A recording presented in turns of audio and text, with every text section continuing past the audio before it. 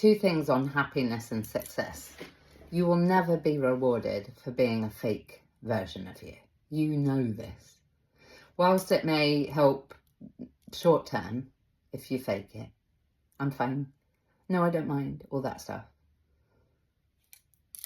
I'm a psychologist, so I could speak into it forever. However, there's plenty of videos on my page to talk to why we do that crazy stuff. However, if you look at anybody since the dawn of written history who's had a successful, happy, healthy, wealthy life with good relationships and so on, not even good, excellent, they're true to who they are. What you think, what you feel, and what you do gets to be aligned. And even if people don't like you or the way you are, they will feel secure with you for whatever amount of time they're around you or hating on you from a distance, because we're all looking for security, to be able to predict people's behaviour. Secondly, mastermind alliance. If you want to be successful in business, this is my view. Modelling proven practices, looking at what other people have done so that we get what other people have gotten. This is what I've observed as a psychologist, 30 years experiencing humans. Find someone who resonates with you, anyone, a friend, an accountant, a neighbour, a partner, and so on, who can do the things in business that you don't want to do, don't like doing, a strength, yin and yang. We're on a bipolar plane, night, day, black, white, and so on. We get to have somebody who can do the things that we're not great at. So Napoleon Hill comes to mind, Think and Grow Rich. If you're in the personal development field, don't do what everybody else has done, for Christ's sake. On YouTube, it's him talking to camera, black and white video, exceptional. You know, let's think outside the box a bit. For me, always, when I hear of anything, I go to the source. Then it's not hearsay and we're just a cookie cutter version of, you know, we lose our uniqueness when we go parroting whatever crap that other people are doing. You get to resonate with yourself, is the point. You get to honour, we all do, what you want, what you don't want, and so on, and speak to it with authority, not reactively, not you're wrong and I'm right, kind of chest beating, protesting thing. Is we get to be around people who can help us be permission makers to speak openly and be open about who we are. And when we don't do that, we'll have anything from burnout and resentment to severe and enduring mental health issues. Fibro is a typical example. I can't even, oh, good Lord, neuro, all kinds of ailments we have. You can go to Louise Hay, Signs and Symptoms, to look for the metaphysical, to quit going to the doctor with this lazy ass, oh, I'm being manipulated by life and I better have a drug because I'm going to continue to ignore my body and be gaslighted by every other fucker who's going to take a fortune from you, financially and in every kind of way. Every kind of way. In many ways, we're begins with R, ends with D. And I appreciate that's very triggery for some people. However, we get to understand the reality. You are a precious soul. 1 in 400 trillion chance of being here. You.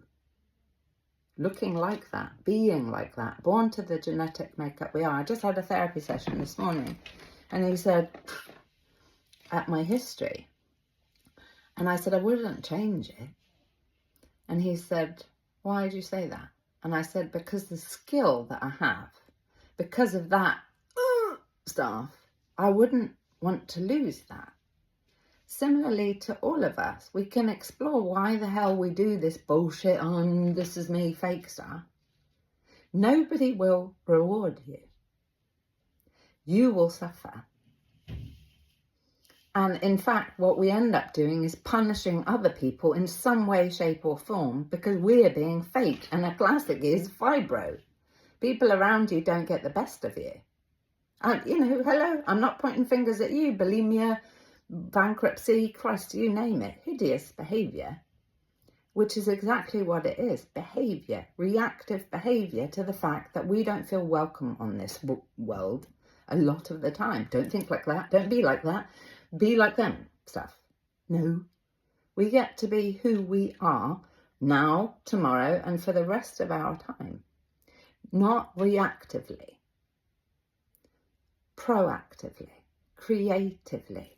Nobody's got you. You're everything. It's pointless scrolling around comparing yourself. Absolutely futile. Nobody's you.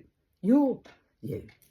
So the sooner you can get to grips, me too, with who you are and have a look at all of your wonderful bits, your triggers and everything else. So I would say go forth and conquer this thing called life. Get great, because you already are.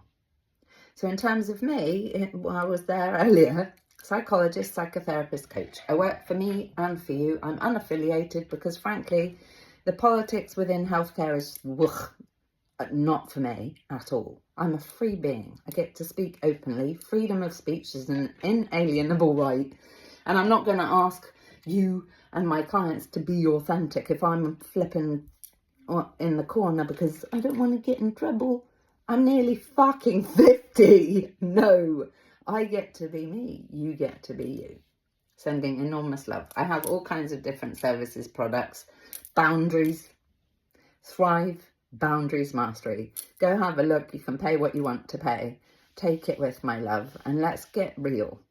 We're crying out for real so we can feel safe and people and things are predictable. We need certainty in our lives. There's too much variety, which is why we're all losing our shit, anxiety disorders and so on. We get to have certainty, which is you having a look at who you are and being you. And people will like it or not like it. Not your circus, not your monkeys. That's their insecurity. That's their jealousy. That's their whatever. Let's go and attract the kinds of people we would like to be around. And we cannot do that if people don't know who we are, how we are, and they've got no hope, no ice cream's hope in hell of us finding out whether or not we're liked and loved if we're fake. So let's get real. Send in the